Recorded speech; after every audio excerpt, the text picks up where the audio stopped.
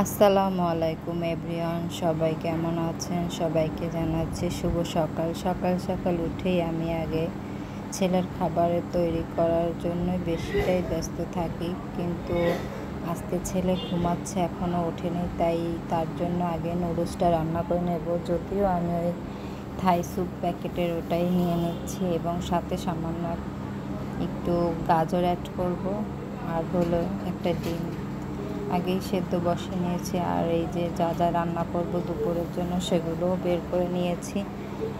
ছেলে ঘুম থেকে ওঠার আগে আমি আমার সংসারের কাজগুলো কমপ্লিট করে রাখি।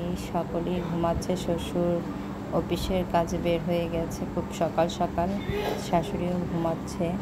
আমি এই ফাঁকে ছেলের খাবারটা রান্না করে নিচ্ছি।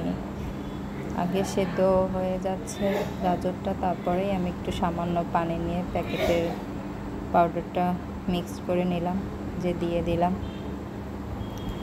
বলক ওঠার পরে আমি একটা ডিম ফেটিয়ে দিয়ে কিছুক্ষণ নেড়েচেড়ে নামিয়ে নেব। যাই হোক, সর্বোপরি আগে হচ্ছে সন্তান, মায়েদের যত কর্তব্য আগেই হলো সন্তানের খেয়াল রাখা। আর আমার মতো সকালবেলা উঠে কে কে এইরকম কাজবাজ করে থাকেন অবশ্যই কমেন্ট করে জানাবেন, লাইক করবেন, শেয়ার করবেন।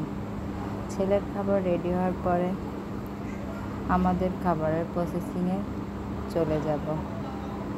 এই তো সকালবেলা টুকিটাকি কাজকর্ম করে নিলাম।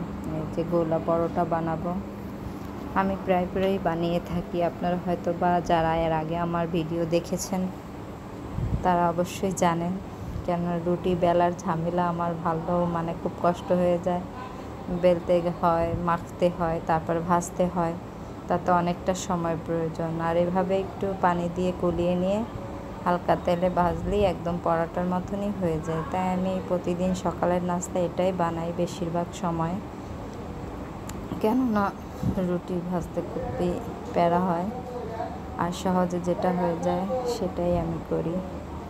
এই তো আজকে আমার সকালের নাস্তা এই পর্যন্তই, আর সকালের কাজবাজ